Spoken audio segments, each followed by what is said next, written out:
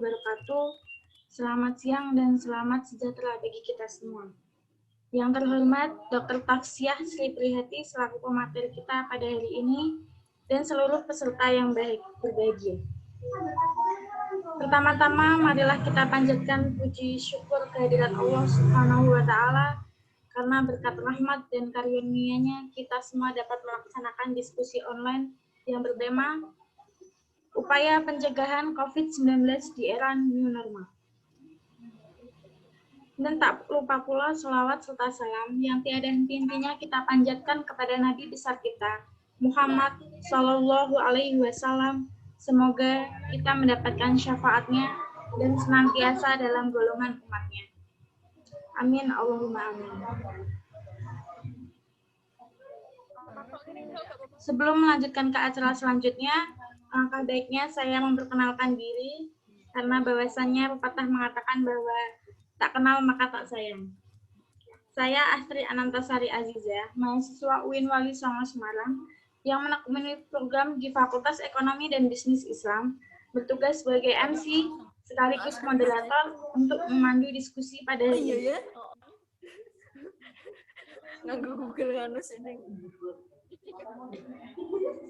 Untuk mempersingkat waktu, langsung saja saya bacakan runtutan acaranya.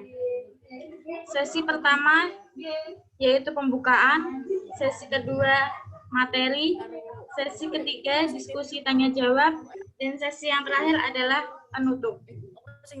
Aku yang dulu nih grupku internasional kan. Untuk membuka pada hari ini, marilah kita bersama-sama membaca basmalah agar acara dapat berjalan dengan hikmah dan ilmu yang didapat bermanfaat.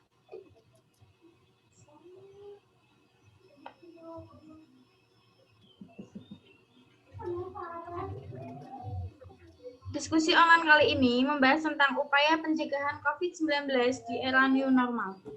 Berbicara tentang upaya pencegahan COVID-19, tentu sudah menjadi hal umum di masyarakat.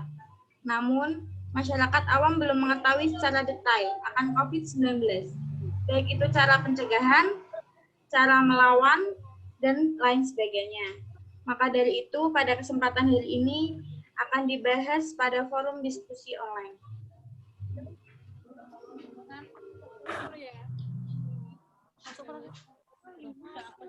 Masuk ke acara inti, yaitu pemaparan materi. Sebelum mulai materi, izinkan saya membacakan kurikulum vitae dari pemateri. Nama, Dr. Tasfiah Sri Prihati, Pendidikan SD Tenggaran 1 Kabupaten Semarang, SMP 1 Salatiga, SMA 1 Salatiga, Sarjana Kedokteran Fakultas Kedokteran Undip tahun 2000, Dokter Fakultas Kedokteran Undip tahun 2002. Pekerjaan GP pada Abu Raka PHC Arab Saudi tahun 2004 sampai 2006. ROD pada RS Prince Abdul Mohsin Al Ula Madinah Al Munawwarah Arab Saudi tahun 2006 sampai tahun 2007. Dokter PTT Pus Alwe Sungai Pinang Balangti Aceh Barat Daya NAD tahun 2008 sampai tahun 2009. Dokter pada Puskesmas Cebongan Kota Salatiga tahun 2010 sampai 2012. Kepala Puskesmas Sidorejo Kidul Kota Salatiga tahun 2012 sampai 2014. Kepala Seksi Pencegahan Penyakit DKK Salatiga tahun 2014 sampai 2017. Kepala Seksi Surveillance Karantina Kesehatan dan Imunisasi DKK Salatiga tahun 2017 sampai dengan sekarang.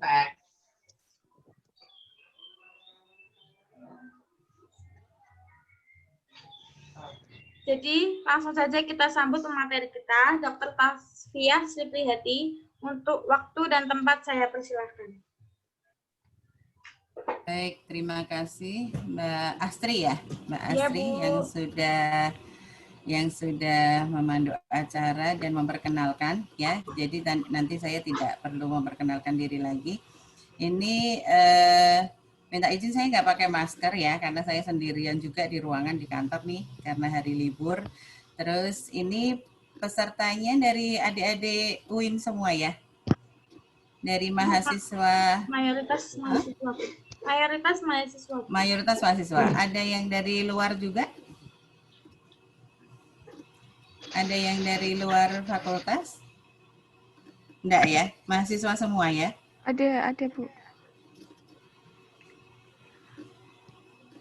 Ada yang dari SMA juga. Oke. Ini suaranya? Oh, baik, siap. Ini suaranya sudah jelaskah atau sudah jelas ya suara Sudah saya jelas, ya? Bu. Oke, baik. Oke. Ini materinya mau saya share screen atau dari sana?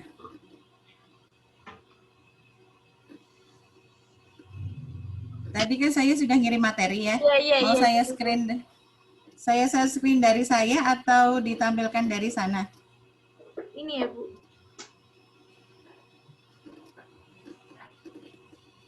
Ya, ya, oke ya, benar ini mungkin di slideshow ya.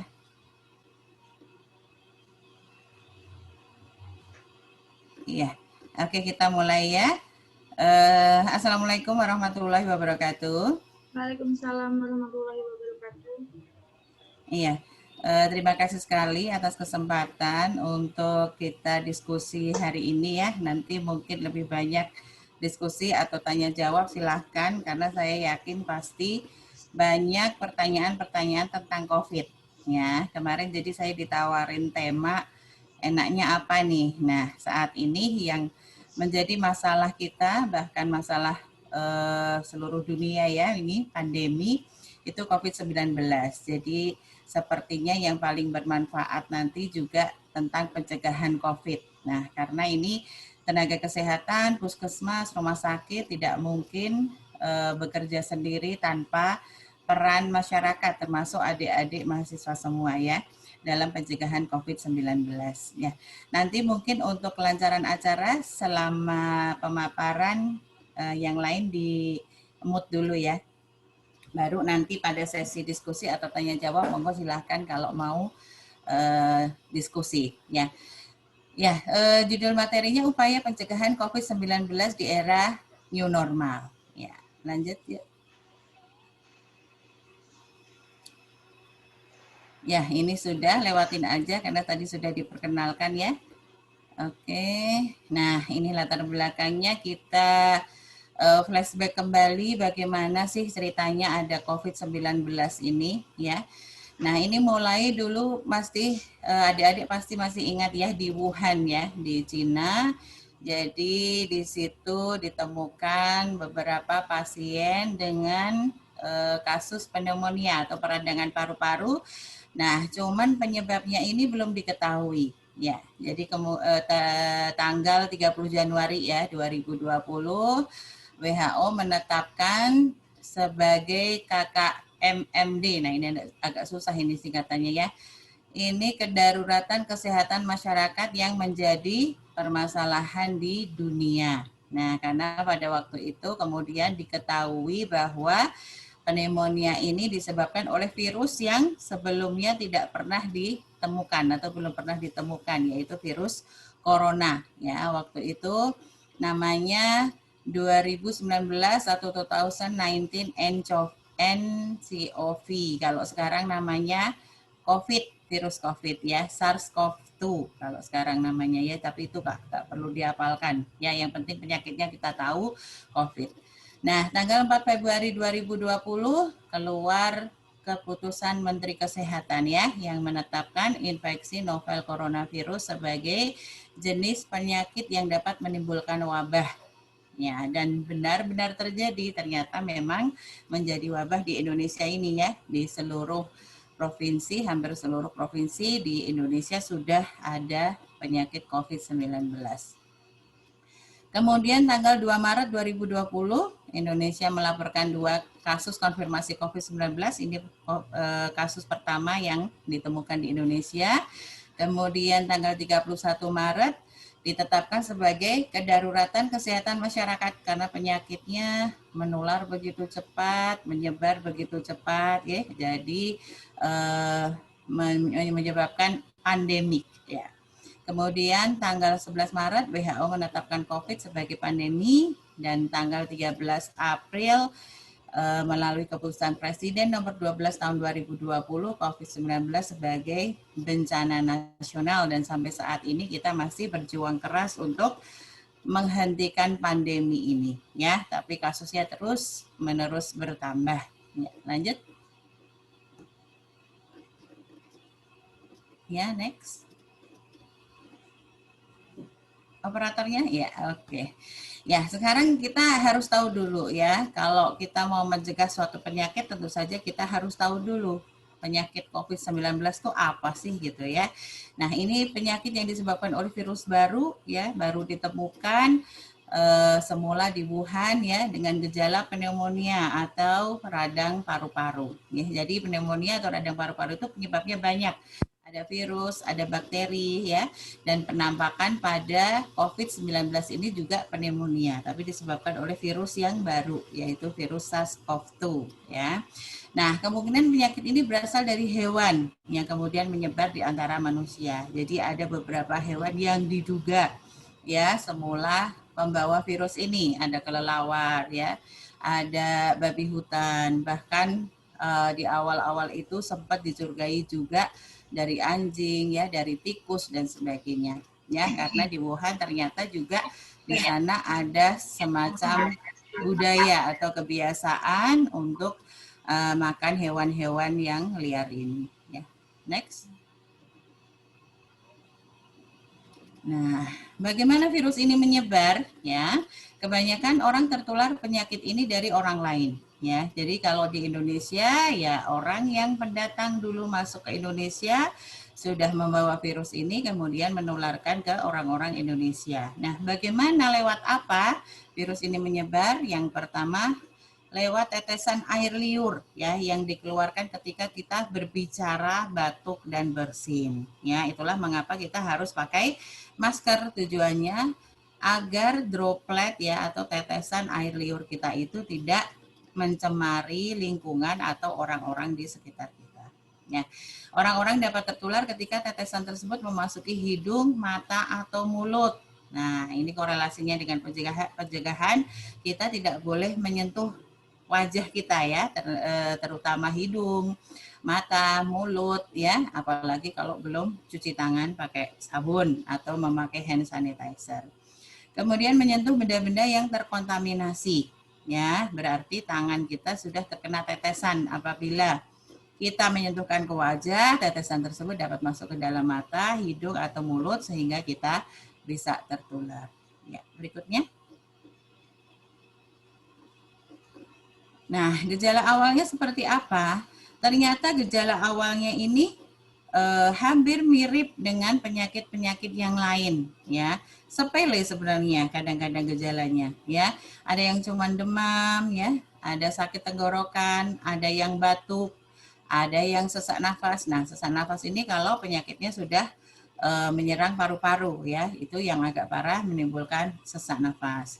Kemudian sakit dan nyeri pada otot, bahkan beberapa diare, mual muntah ya. Kemarin ada pasien diduga tipes ya, dikiranya pertamanya tipes, tapi ternyata setelah dicek di tes swab ternyata dia COVID-19 ya.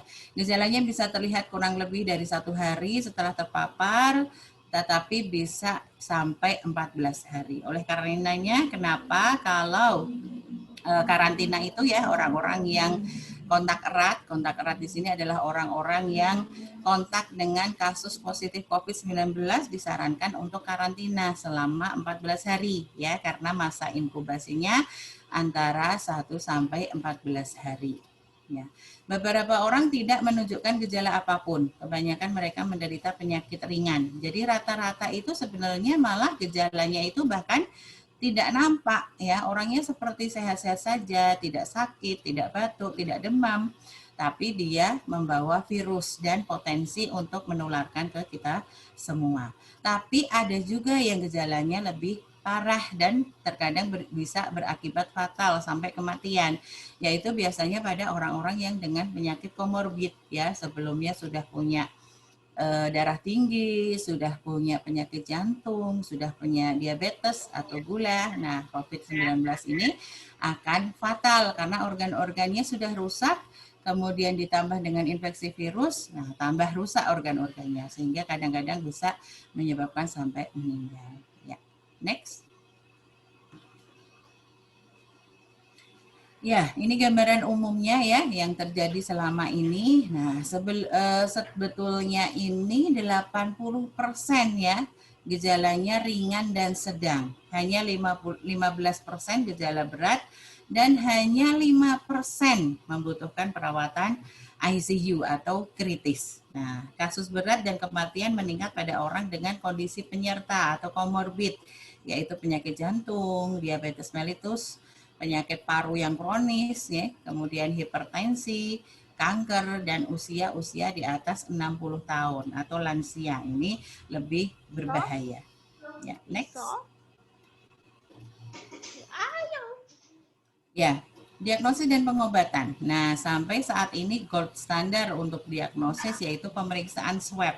Ya, jadi dilakukan akan diusap di tenggorokan kita dan di lubang hidung kita ya, itu untuk pengambilan spesimennya, kemudian dites apakah ada virusnya atau tidak ya.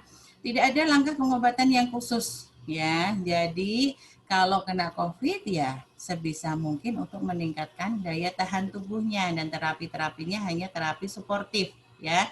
Misalnya dia dehidrasi ya diinfus, dia demam dikasih obat penurun demam ya. Tapi obat yang membunuh virus itu belum ada. Dan sebenarnya penyakit ini adalah self limiting disease. Ketika imunitas atau kekebalan tubuh kita bagus, sebenarnya virus ini atau penyakit ini akan sembuh sendiri. Next. Nah, bagaimana kita mencegah agar kita tidak tertular COVID-19? Yang pertama kuncinya adalah menghindari paparan. Ya, menghindari paparan dalam arti jangan sampai kita kena virusnya, ya, tertular virusnya. Dengan cara apa? Yang pertama pakai masker. Ya, karena dengan memakai masker kita akan sangat membatasi droplet-droplet yang keluar dari mulut dan hidung kita, dan sebaliknya ya kita akan terlindungi dari droplet-droplet yang berasal dari orang lain ya. Jaga jarak. Nah, kenapa harus jaga jarak ya? Jaga jarak ya 1 sampai 2 meter. Karena apa? Droplet itu kan punya batasan untuk meraih orang lain ya, istilahnya gitu ya. Jadi ada jarak. Ketika kita sudah jaga jarak ya droplet tidak akan sampai ke kita ya. Cara mudahnya berpikirnya seperti itu. Kemudian selalu cuci tangan pakai sabun. Kok sepele banget sih hanya cuci tangan pakai sabun? Nah, sebenarnya virus ini ya, walaupun sangat menular, tapi dia itu ringkeh kalau bahasa Jawanya ya. Jadi dengan sabun pun dia mati. Terkena sinar matahari dia juga akan rusak. Ya, jadi virus ini bagian luarnya itu terdiri dari unsur-unsur protein yang ketika kena sabun, kena hand sanitizer, dia akan terurai sehingga virusnya akan mati atau tidak aktif. Ya. Kemudian jauhi orang yang sakit. Ya, jangan sampai mereka batuk dan bersin di dekat Anda, apalagi tidak pakai masker ya, karena bersin dan batuk ini ya yang beresiko untuk membawa virus. Kemudian jangan berbagi makanan, minuman, dan menggunakan barang pribadi secara bersama-sama. Ya, tadi sudah dijelaskan bahwa virus ini bisa nempel di permukaan benda dan dia bisa bertahan hidup lama ya, sehari 2 hari, kadang-kadang masih bisa aktif. Nah, ketika kita menyentuh benda itu, kemudian kita menyentuh mulut, hidung, nah virus masuk ke tubuh kita bisa tertular COVID-19. Hindari aktivitas yang melibatkan paparan dengan banyak orang, ya, kerumunan massa, ya, ngumpul-ngumpul, ngobrol-ngobrol, ya, tanpa pakai masker, ya, itu juga sangat berisiko untuk menularkan, ya.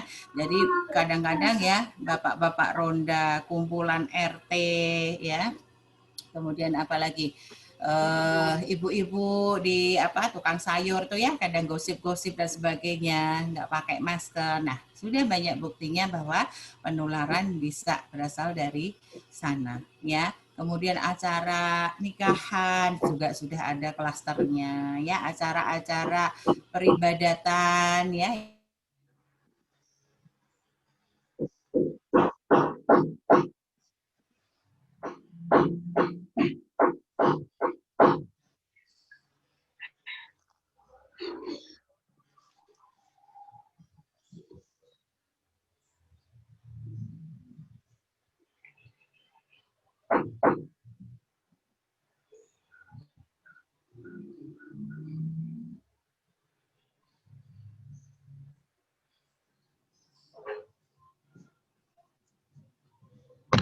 yang ngumpul-ngumpul.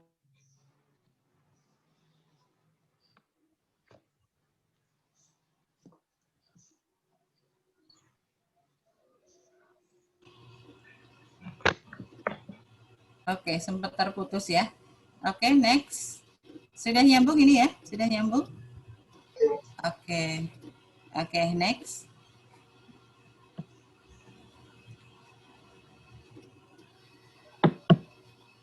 Ya. Nah, ini kondisi update kasus sampai pagi tadi ya. Pagi tadi mungkin data kemarin ya dari oh ya, kalau adik-adik pengen tahu update jumlah kasus baik di dunia maupun di Indonesia bisa ke web infeksiemerging.kemkes.go.id. Nah, itu tiap hari akan ada update kasus di situ ya. Ini tadi pagi saya fotokan ya. Jadi secara global seluruh dunia ada sejumlah 38 juta ya, sudah mencapai 38 juta 394.169 kasus. Nah, yang meninggal sebanyak 1.089.047 kasus. Ya, itu untuk dunia. Kemudian di Asia Tenggara ada 8.204.366 kasus, yang meninggal 130.529. Ya. Kemudian bagaimana di Indonesia? Nah, ini sumber dari Kemkes ya, Kementerian Kesehatan. Jadi jumlah kasus positif saat ini 353.461 ya, dan kasus meninggalnya 12.347. Nah, ini yang kita cukup prihatin juga karena angka kematiannya ya, kasus meninggalnya 3,5%. Tadi di dunia 2,8%. Jadi masih lebih tinggi ya. Kita harus berjuang keras di situ. Bagaimana orang-orang yang belum terinfeksi jangan sampai terinfeksi, yang sudah terinfeksi bagaimana caranya dia bisa sembuh dengan baik ya. Kemudian kasus sembuh di negara kita sebanyak 277.544 ya, 78,5%. Ya, ini untuk Jawa Tengah lebih tinggi ya, sekitar 80 sekian persen ya. Kalau saya tugasnya di Dinas Kesehatan Kota Salatiga juga angka kesembuhannya lebih tinggi, 85% sekian ya. Ya, itu guys. Kemudian kabupaten kota terdampak ini sudah banyak sekali, 500 kabupaten kota yang sudah terdampak oleh COVID ini. Ya, next. Nah, ini untuk perbandingan laki-laki perempuan ternyata tidak jauh berbeda antara laki-laki dan perempuan, hampir sama ya, hampir 50%, 50%. Kemudian sedikit yang belum diketahui laki-laki atau perempuan ya, ini mungkin datanya yang kurang lengkap ya, jadi tidak masuk. Gitu. Kemudian untuk distribusi umur, nah ini ya, yang ini cukup memprihatinkan juga karena yang banyak terkena, yang paling banyak itu di usia-usia produktif ya, di usia 25 sampai 34 tahun, 35 44 tahun, 45 54 tahun itu banyak yang terkena. Ya. Next.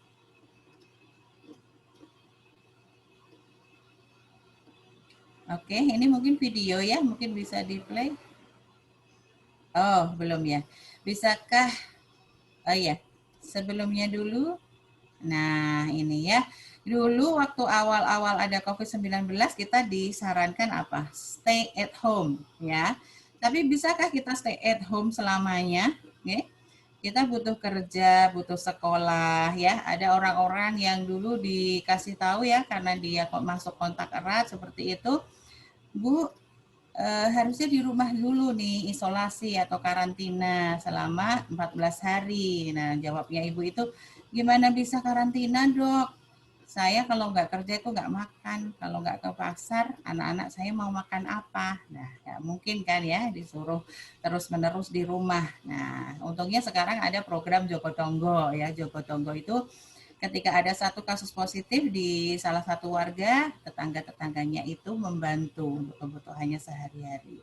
Tapi tetap nggak bisa kita stay at home terus-menerus ya. Pemerintahan harus terus berjalan, ekonomi juga harus terus berjalan ya. Bagaimana roda negara ini bisa berputar kalau semua warganya harus stay at home gara-gara COVID-19. Ya, next. Nah, makanya Presiden kita ya Pak Jokowi kemudian membuat atau mencanangkan wacana untuk tatanan kehidupan yang baru atau lebih kita kenal biasanya new normal ya. Kehidupan kita sudah pasti berubah untuk mengatasi resiko wabah ini ya. Kita tidak bisa sembunyi terus-menerus ya. Itulah yang oleh banyak orang disebut sebagai new normal atau tatanan kehidupan baru ya. Lanjut. Ya, ini juga Pak Jokowi lagi ya, waktu itu tanggal 15 Mei. Tatanan baru kehidupan berjalan dengan protokol kesehatan yang ketat. Jadi kita kembali menjalankan aktivitas kita sehari-hari seperti dulu sebelum ada pandemi COVID-19. Tetapi bedanya yang new-nya, jadi kita melaksanakan kehidupan yang normal, tapi new normal, bukan hanya sekedar normal. Apa? Yaitu dengan menjalankan protokol kesehatan secara ketat. Ya, next. Ya, ini minta diputar videonya dulu ya, biar kita tahu ini pengertian untuk new normal. Setelah melihat video ini kita akan lebih bisa jelas tentang pengertian new normal. Silahkan diputar dulu.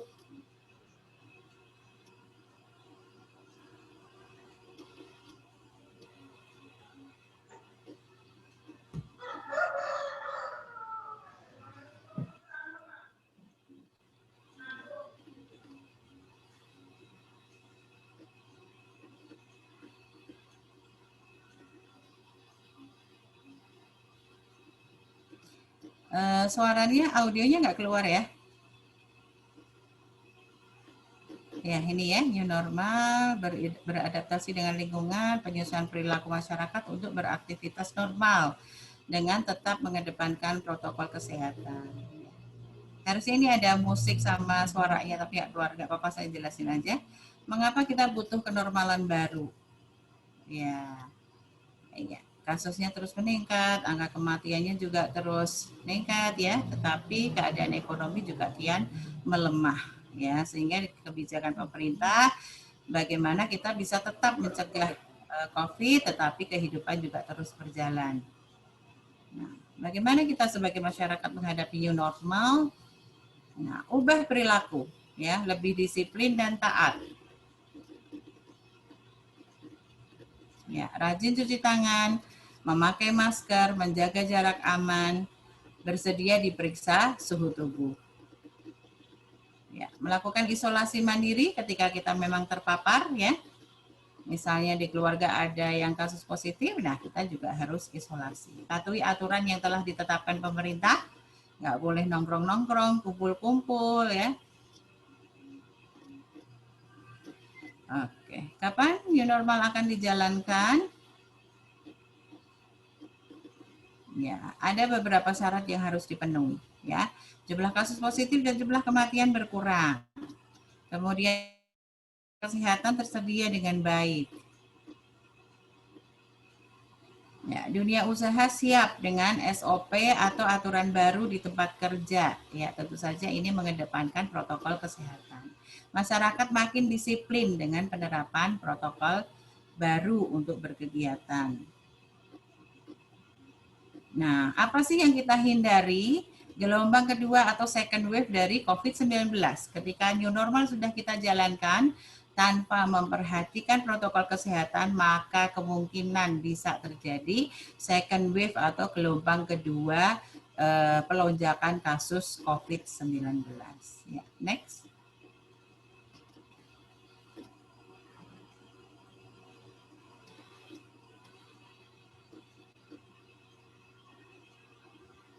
Oke, nah sekarang pertanyaannya, boleh speakernya di unmute ya. Sudah siapkah kita? Menurut adik-adik bagaimana? Boleh di unmute? Ada yang mau komen? Sudah siapkah kita melaksanakan new normal? Nggak ada yang berani jawab? Iya. Bagaimana kondisi di sekitar kita? Apakah sudah disiplin memakai protokol kesehatan? Oke. Mas siapa nih? Mas Lukman Hakim mau ngomong? Iya. Iya, siap gak siap kita harus siap ya. Karena iya, karena kita tidak mungkin berdiam diri di rumah terus. Dan ketika kita keluar harus dengan protokol kesehatan dan orang-orang di sekitar kita harus ingatkan lagi ya. Banyak sekarang yang lengah ya, pakai masker, iya pakai masker cuma digantungin aja ya, tidak dipakai secara benar. Ada yang diporotin hidungnya kelihatan ya, ada yang lepas pasang ya, ada yang justru pakai masker ketika ngomong atau ketika bicara justru malah dilepas ya, padahal ketika ngomong ketika kita bicara justru itulah ya, itu yang paling rawan untuk kita terpapar virus ya. Next. Nah, ini ya, iki-piye ya, kejadiannya kok kayak gini ya. Ini beberapa contoh adik-adik ya, kemarin ada kasus klaster ya, klaster dangdutan di Kota Tegal ya, kalau nggak salah. Ya, muncul klaster di situ ya, lihat aja orangnya ngumpul kayak gitu ya. Beberapa juga banyak yang nggak pakai masker. Kemudian kemarin yang demo, ya ini sudah muncul.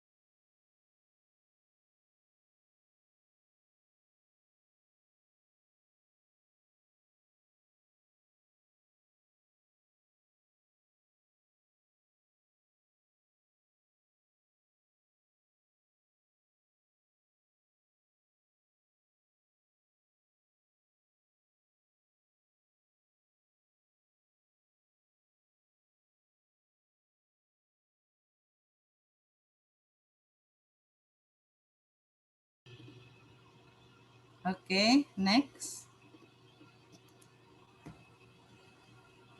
Ya, nah ini ya, ini menuju adaptasi kebiasaan baru. Apa saja yang harus kita lakukan? Ya, satu, wajib pakai masker. Ya, tetap jaga jarak. Sudahkah semua pakai masker? Ya, kalau sendirian kita di ruangan seperti ini sih nggak pakai masker nggak apa-apa ya. Tapi begitu kita keluar atau ada orang lain ya, apalagi ketika kita ngobrol itu kita harus pakai masker. Nah, sebenarnya di mana sih kita sebenarnya lengah itu pakai masker? Satu, di tempat kerja atau di kuliah. Oh, dia teman saya sendiri kok nggak pakai masker, nggak apa-apa dong, jajan bakso bareng-bareng. Nah, iya. Merasa aman kita ya dengan orang-orang dekat. Padahal kita nggak tahu teman itu dari mana aja tadi, ya. Kemudian di keluarga ada ayah, ibu, anak-anak, ya. Ketika berkumpul di keluarga, aman kok, kan dia anakku sendiri, dia suamiku sendiri. Kita tidak tahu suami tadi kerja dari mana saja. Anak tadi sekolah ketemu siapa saja. Mungkin ada Pak Guru atau Bu Guru yang positif, atau teman sekelasnya yang positif, nah dia bisa pulang membawa virus. Nah, inilah ya, kadang kita lengah-lengahnya di situ. Kemudian yang kedua, sering cuci tangan pakai sabun dengan air mengalir. Ya, harus dengan air mengalir ya. Karena virus itu ketika kena sabun rusak, mati, langsung terbuang oleh air yang mengalir. Ketika tidak ada sabun dan air mengalir baru pakai hand sanitizer ya. Jangan kebalik, biar keren pakai hand sanitizer aja ya. Nah, padahal yang paling bagus itu adalah cuci tangan pakai sabun dengan air mengalir. Boleh pakai hand sanitizer ketika air mengalir atau sabun itu tidak ada, ya. Karena hand sanitizer itu kan hanya dia sifatnya mematikan virus, tapi masih nempel kan di tangan kita, tetap relatif lebih bersih dengan air mengalir. Ya, makan makanan bergizi seimbang, hubungannya apa ini dengan virus? Ya, karena makan makanan bergizi seimbang itu akan memperkuat daya tahan tubuh kita, imunitas tubuh kita. Ya, ketika nutrisi kita tercukupi, organ-organ kita bekerja dengan baik, nah, tentara-tentara di tubuh kita atau untuk kekebalan itu juga akan terbentuk dengan baik. Rajin olahraga dan istirahat yang cukup. Ini juga kaitannya untuk pembentukan imunitas tubuh. Say hello aja, tidak bersalaman dulu. Ya, ini untuk membatasi kontak fisik. Ya, karena tangan kita ini adalah mediator yang sangat efektif untuk penularan kuman atau virus. Bukan hanya COVID saja, ya. Tipes juga bisa, influenza dan sebagainya. Ya, itu bisa menular lewat tangan ini. Makanya kenapa kita sekarang direkomendasikan tidak bersalaman, ya. Itu kita ganti dengan cara-cara yang lain, ya, dengan isyarat dan sebagainya. Gunakan uang elektronik. Nah, karena apa? Uang itu kan juga dipegang oleh orang banyak, berganti-ganti orang, ya. Dia juga berisiko untuk membawa virus dan kuman. Jadi lebih dipilih gunakan uang elektronik, ya, beli makanan misalnya pakai sekarang yang ada ya GoFood, GrabFood dan sebagainya itu, ya. Kemudian belanja online dan sebagainya itu lebih dipilih. Itu pun misalnya pengiriman paket, begitu paket datang itu harus disemprot dulu dengan desinfektan, ya. Seperti kantor saya ketika teman-teman itu belanja online begitu ya, kadang-kadang kan dikirim ke kantor. Nah, begitu paket datang sudah ada prosedurnya di depan penerima paket itu, ya. Jadi langsung disemprotin itu semua paketnya, ya, biar steril. Nah, setibanya di rumah langsung mandi. Ketika kita habis kuliah misalnya adik-adik, ya, sampai di rumah langsung mandi, ya. Karena di rumah kan ada orang-orang lain, ada adik-adik kita misalnya, kakak kita, ada bapak ibu kita, mungkin kakek nenek, mungkin yang sudah lansia, atau mungkin bapak ibu kita yang punya penyakit gula, hipertensi dan sebagainya. Jangan sampai kita itu membawa virus dan mereka menjadi ketularan, ya. Karena mungkin kita membawa virus sehat-sehat saja karena kita masih muda, imunitasnya bagus, tapi untuk orang-orang di sekitar kita bisa jadi itu bahaya, ya. Bisa jadi orang tua atau nenek atau kakek kita sakit gara-gara virus atau kuman yang kita bawa. Ya, lanjut.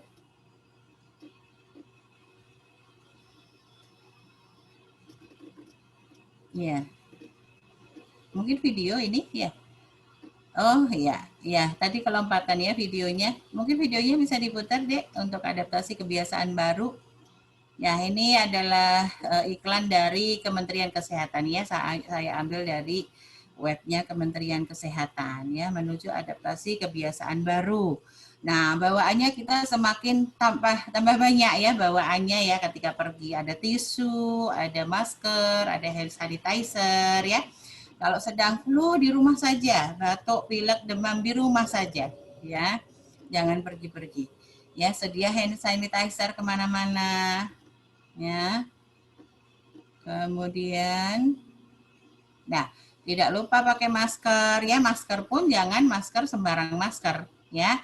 Maskernya ya paling enggak 3 lapis, ya. Kemudian sering dicuci, ya. Setiap 4 jam ganti. Ya, jaga jarak 1-2 meter ya.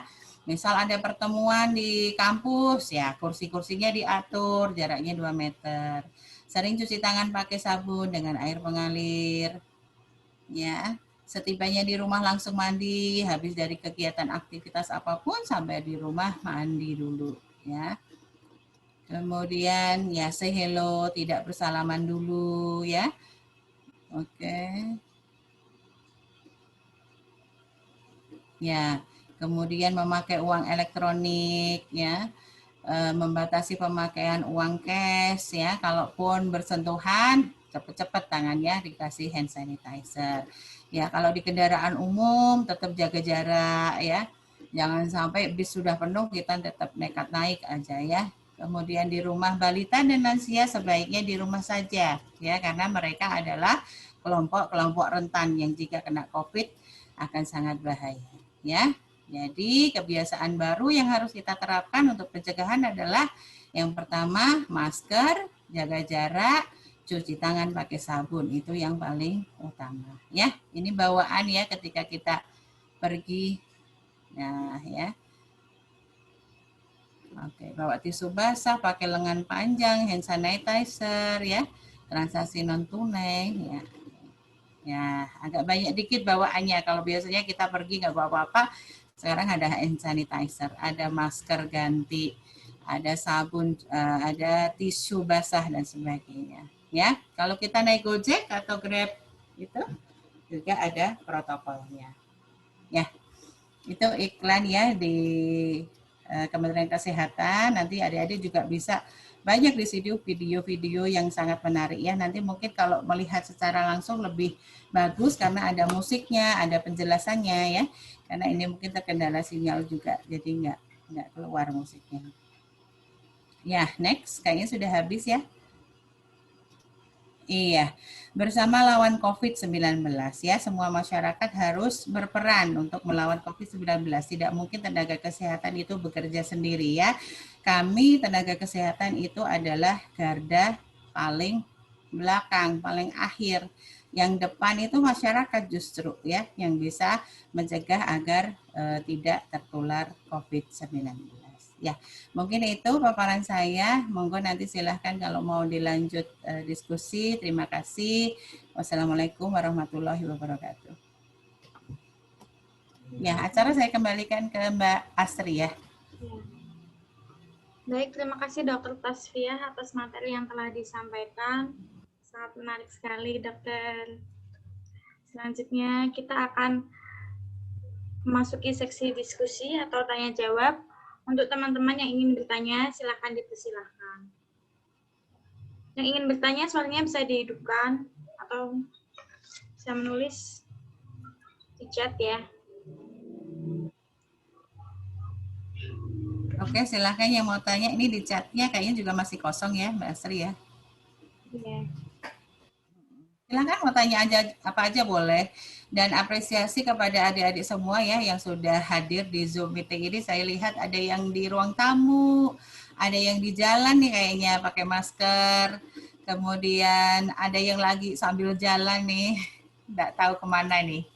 Kemudian ada yang macam-macam ini ya, yang di rumah di belakang ada orang bersiul-siul. Kayaknya ada yang di resto juga deh, baru sarapan apa ini? Ya, semangat sekali adik-adik, luar biasa. Monggo silahkan Izin bertanya, kalau ada yang Ibu. mau tanya. Oke, baik. Perkenalan dulu, mari Mas Faisal ya. Ya, Bu. Oke, Silakan silahkan Mas saya. Faisal. Ya. Assalamualaikum warahmatullahi wabarakatuh. Waalaikumsalam warahmatullahi. Perkenalkan, saya Faisal Wibowo dari kampus Untak Semarang.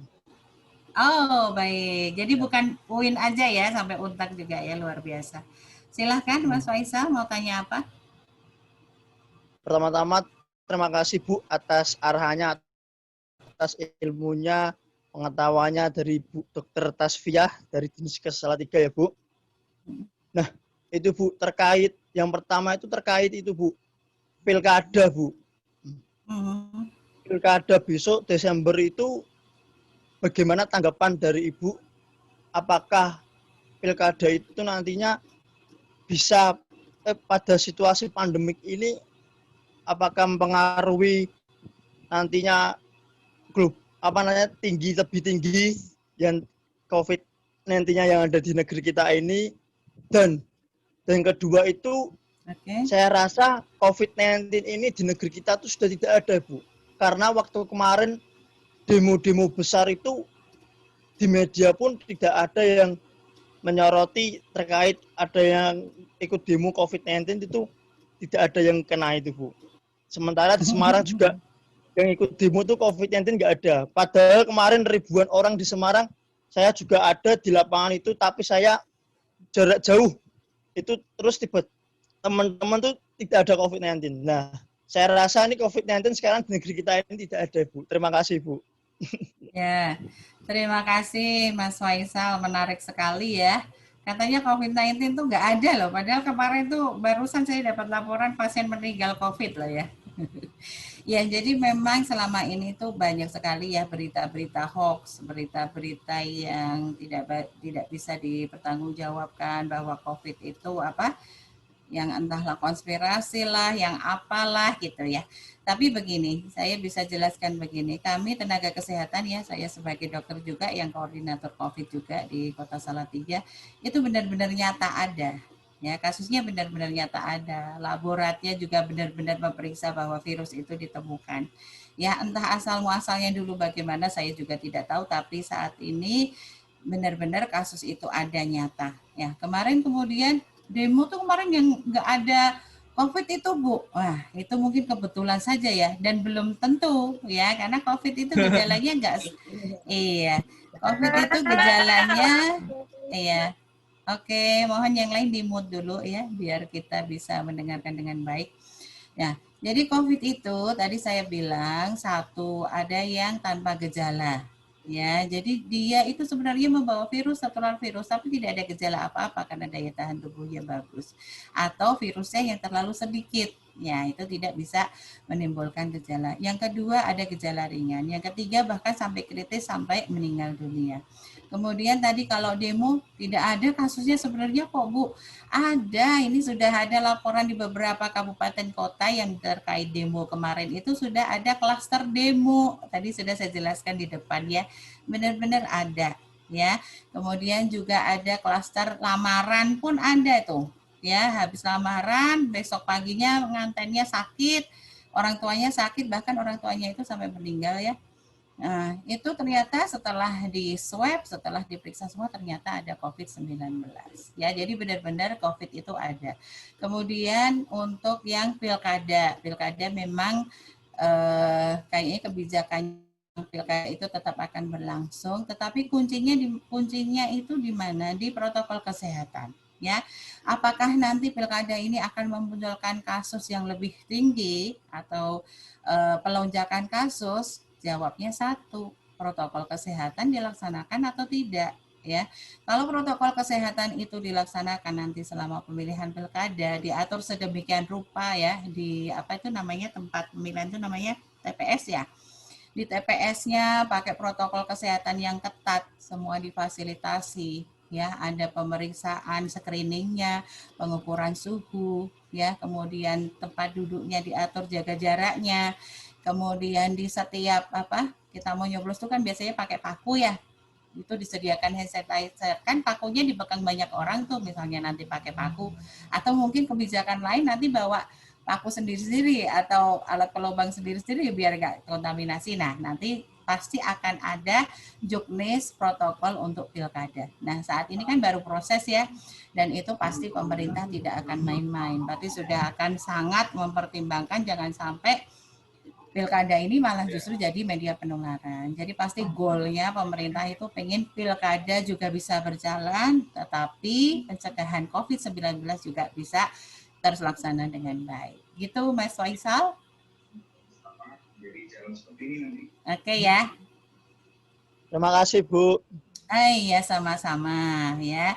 Jadi tidak usah percaya kalau bahwa COVID itu nggak ada. Ada, benar. Saya melihat nyata pasiennya ya. Kemudian saya menerima laporan benar-benar dari laborat yang memeriksanya, dan itu semuanya nyata ada ya. Okay. Tapi di pilkada nanti ada klaster ya Bu, tambahan Bu. Menurut Ibu nanti ada tambahan enggak Bu? Iya, jawabannya prediksi, itu kan. Oke. Ya. Kuncinya satu, protokol kesehatan. Nah, ketika protokol kesehatan itu tidak dilaksanakan dengan baik, ya pasti akan ada mungkin penularan pada saat itu. Ada mungkin satu warganya yang positif, kemudian dia ikut pilkada rame-rame, pilkadanya tidak diatur, jaga jaraknya, tidak pada pakai masker, ya akan terjadi penularan di sana. Gitu. Ya. Oke. Semoga aja, kita berharap semoga aja tidak akan ada klaster pilkada.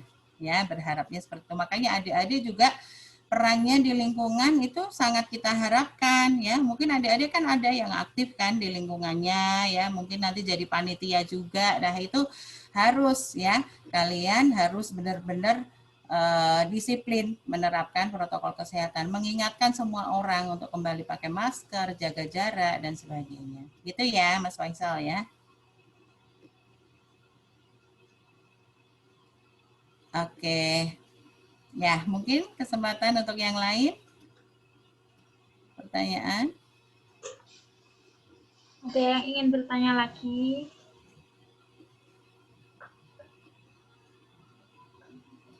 Iya, ini chatnya masih kosong, ini belum pada sarapan kayaknya ya.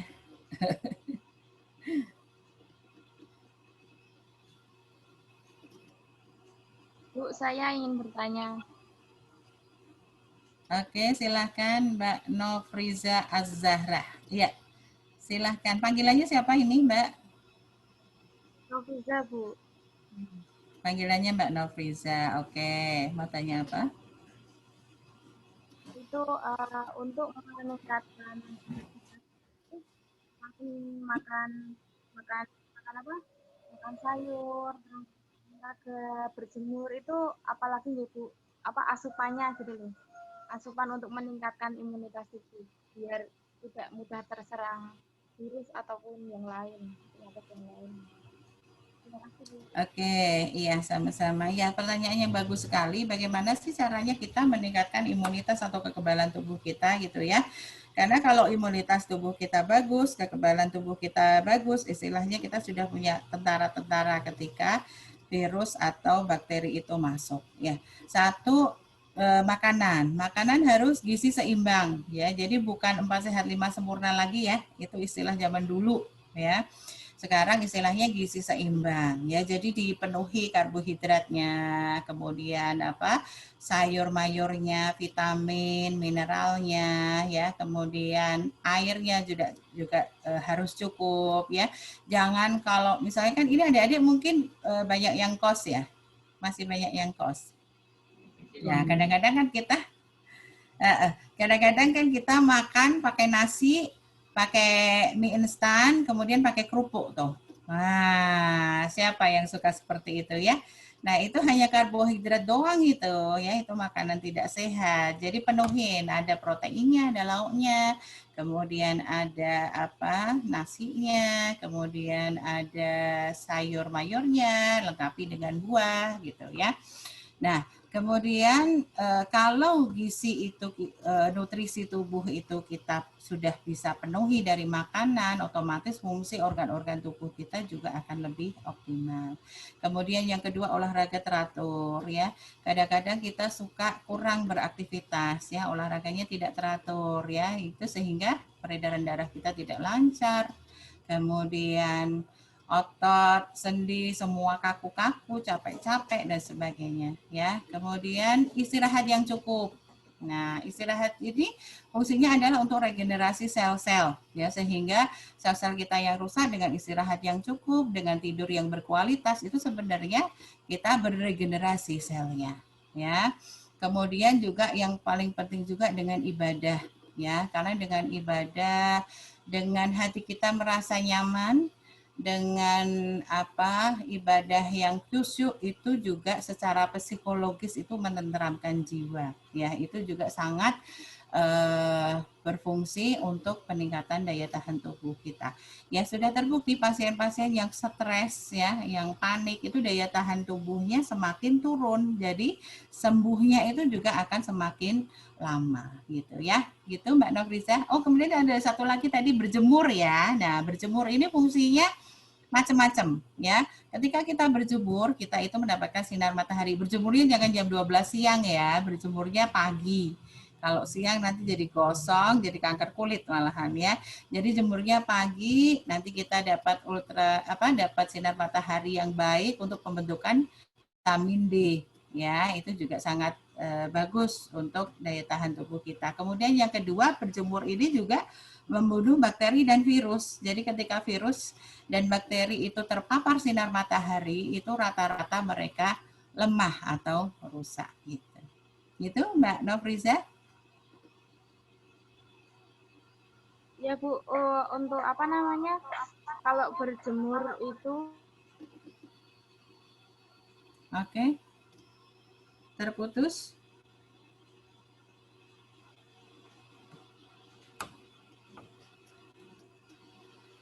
Oke, Mbak Nofriza suaranya hilang deh.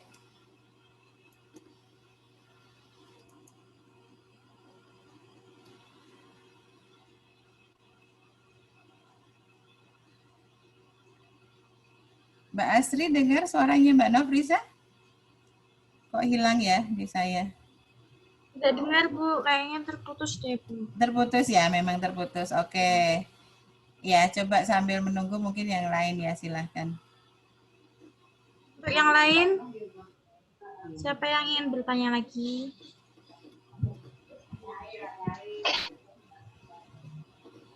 Untuk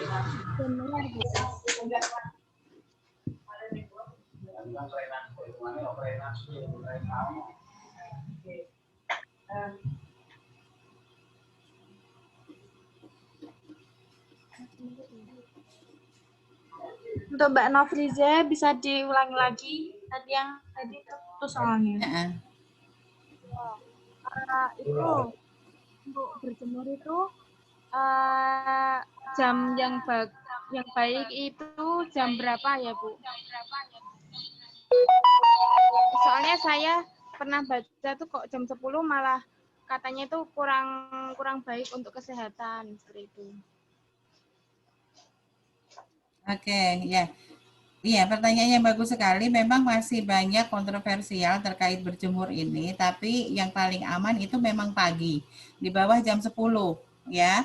Dan itu pun juga relatif ketika kita jam 9, jam 10 itu sudah terasa sinar matahari itu menyengat, sebaiknya dihindari, ya. Karena sinar matahari itu ada namanya yang sinar ultraviolet A, ultraviolet B, dan masing-masing itu punya manfaat dan kejelekan masing-masing, ya. Kita hindari sinar-sinar ultraviolet yang buruk, dan itu biasanya terjadi ketika sudah menjelang siang hari, ya. Tapi kalau kita berjemur kemudian sudah terasa di kulit itu menyengat panas, itu sebaiknya ya langsung berhenti, ya, karena itu justru malah jadi bisa menyebabkan kanker kulit gitu, ya. Jadi sebaiknya pagi sih, di bawah jam 10, jam 9 gitu.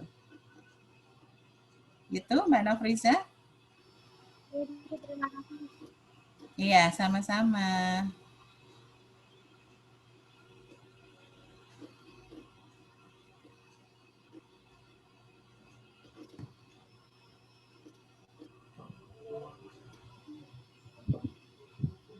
Oke. Belum ada yang nanya. Boleh saya nanya enggak nih? Boleh di-unmute semua ya? Saya boleh nanya ke peserta semua ini, Mbak Astri? Iya, silakan Bu. Ada nggak yang selama ini pernah terdiagnosa COVID-19 nih adik-adik nih? Alhamdulillah belum, Bu. Belum. Kalau keluarganya? Keluarganya ada? Alhamdulillah belum. Alhamdulillah belum. Kalau teman sekampusnya? Kurang tahu kalau itu, Bu. Kurang tahu ya. Belum ada yang pernah punya pengalaman ya. Maksud saya mau tanya nih, ketika misalnya tetangga kita atau anggota keluarga kita ada yang ternyata COVID. Nah, apa yang harus kita lakukan? Kira-kira apa, ada yang bisa menjawab? Misal nih, teman dekat kita, ternyata positif, padahal kemarin aku baru ketemu sama dia. Atau tetangga kita, waduh kemarin habis beli sayur tuh di warungnya misalnya ya. Atau siapapun lah di sekitar kita ada yang positif. Nah, kira-kira yang harus kita lakukan apa? Ada yang bisa menjawab? Ayo, Mbak Amanda mungkin? Yo. Kira-kira apa Mbak Amanda yang harus kita lakukan? Ngontak petugas medis, Bu. Soalnya mereka yang lebih tahu bagaimana caranya mengevakuasi pasien. Oke, 1, menghubungi petugas kesehatan. Petugas kesehatan yang dihubungi siapa ya? Rumah sakit yang terdaftar COVID itu loh, Bu, yang buat Oh iya, rumah sakit rujukan maksudnya. Jadi gini ya, saya luruskan. Betul sekali, kita harus menghubungi petugas kesehatan ya. Tapi yang kita hubungi itu petugas puskesmasnya justru. Ya, karena yang punya tanggung jawab untuk pelacakan ya, tracing namanya ya, untuk pelacakan kasus, kemudian nanti untuk pengawasan orang-orang yang harus isolasi itu dari puskesmas wilayahnya masing-masing ya. Jadi puskesmas yang pertama harus diketahui, kecuali kalau yang kasus COVID-19 ini parah atau butuh perawatan di rumah sakit ya, mungkin harus langsung rujuk rumah sakit bisa, tapi harus diinformasikan bahwa ini kemungkinan kasus COVID-19. Dan nanti petugas puskesmas akan menghubungi kasus dan keluarganya, dan juga akan tracing atau pelacakan orang-orang yang pernah kontak ya dengan kasus positif ini. Nah, orang-orang yang kontak ini harus melakukan apa? Adik-adik?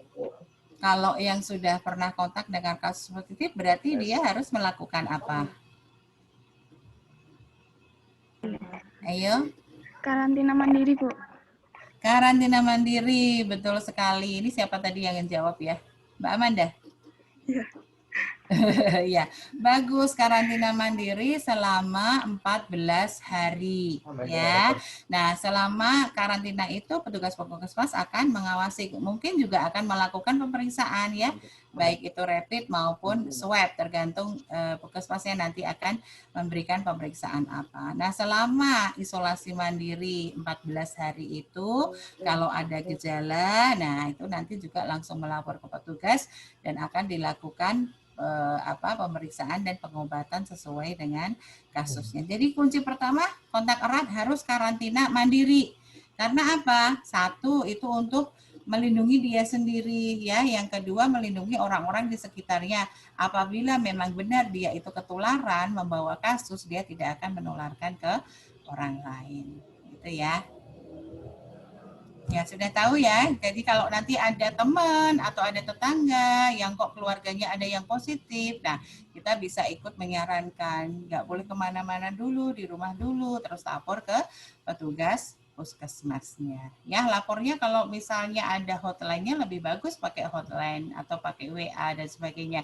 Pokoknya kita tetap harus menghindari kontak fisik ya. Karena kan kalau datang ke layanan kesehatan itu kan juga termasuk beresiko ya, karena namanya puskesmas, rumah sakit itu kan tempat berkumpulnya orang-orang yang sakit ya. Lebih baik kalau kita tidak benar-benar perlu ya kita tidak usah mendatangi. Kalau kita bisa lapor ada nomor hotline puskesmas atau rumah sakit ya pilih pakai lapor pakai nomor hotline-nya gitu ya.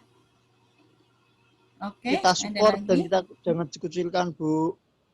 Betul. Nah, itu perlu peran dari semua ya. Kan biasanya di wilayah itu ada gugus tugas wilayah ya. Ada Pak RT, Pak RW, Pak Lurahnya. Nah, peran untuk tidak mengucilkan atau jangan sampai ada stigma dengan kasus COVID-19 itu tidak bisa dilaksanakan oleh petugas kesehatan saja, tapi lebih peran tokoh-tokoh masyarakat, aparat-aparat dari RT, RW, kelurahan di situ yang harus mendukung ya. Jadi jangan sampai dikucilkan, kan pasien udah sakit dikucilkan. Nggak ada orang yang mau juga kok kena COVID-19 gitu ya. Dan bukan penyakit kutukan ya. Jadi tidak perlu dikucilkan ya. Oke. Ada yang lain monggo?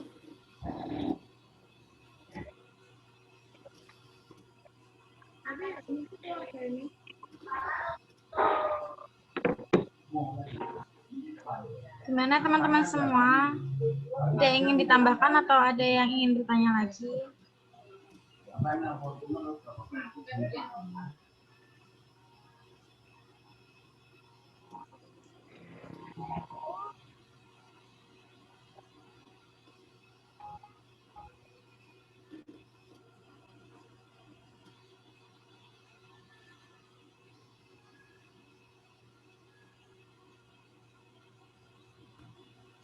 Ini Mas siapa ini? Mas Basitus Syaraf mungkin mau tanya? Muncul di layar nih.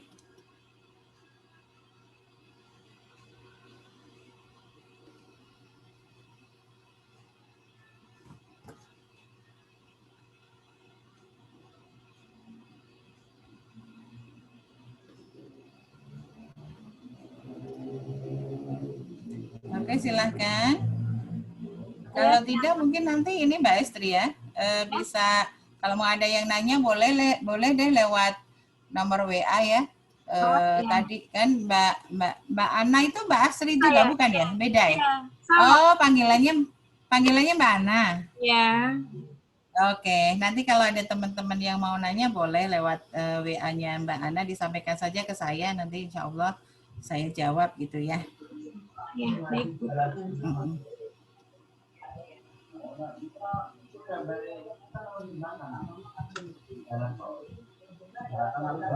Sepertinya cukup ya. Nanti kalau ada pertanyaan lagi bisa hubungi saya, nanti saya sampaikan ke dokter Pas. Ya. Jadi dari acara diskusi ini dapat disimpulkan bahwa di masa pandemi COVID-19 kita harus bisa beradaptasi dengan kebiasaan baru, yaitu dengan cara menjaga kebersihan pribadi, dengan cara sering mencuci tangan, hindari menyentuh wajah, dan apabila setelah bepergian, tiba di rumah langsung mandi. Lalu hindari paparan dengan cara jauhi orang sakit. Harus pakai masker, tidak boleh bersalaman, dan kurangi aktivitas di luar ruangan. Selanjutnya yaitu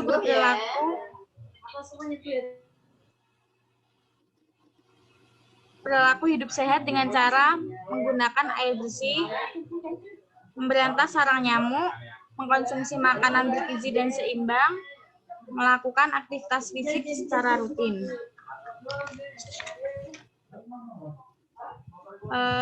Alhamdulillah rangkaian diskusi online pada hari ini sudah terlaksana dengan baik dan lancar. Saya doakan untuk Dr. Tasfiah dan seluruh peserta serta panitia acara, semoga kehidupannya semakin tertata dengan baik, terjaga kesehatannya dan keselamatannya, dan juga selalu diberikan keberkahan untuk kita semua. Selanjutnya, sampailah kita di penghujung acara. Kami ucapkan terima kasih kepada narasumber yang telah memberikan materi yang sangat luar biasa. Semoga materi yang kita dapatkan hari ini dapat bermanfaat. Terima kasih juga saya sampaikan kepada seluruh peserta yang telah meluangkan waktunya untuk bisa bergabung serta menyimak dengan antusias di acara diskusi online pada hari ini. Sebelum saya tutup, mungkin bisa foto bersama dulu ya. Untuk teman-teman yang lain bisa dinyalakan fotonya.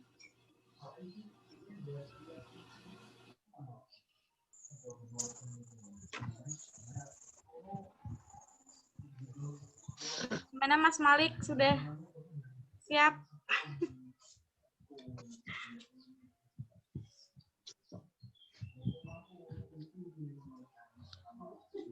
Untuk slide 1 dulu ya.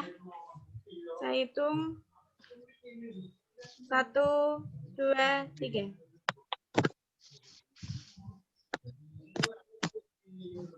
Untuk selanjutnya slide 2.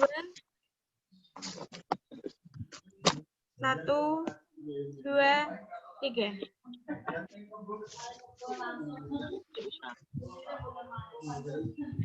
Baik, terima kasih teman-teman semua.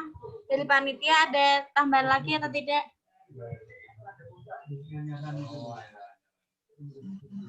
Cukup.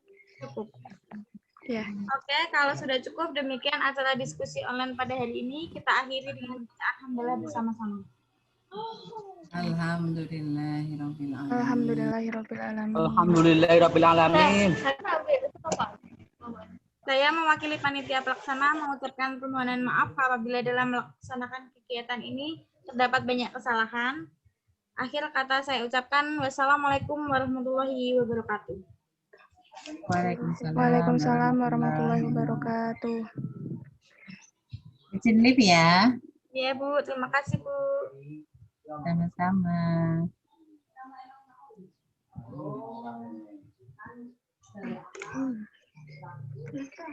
Yes. Live.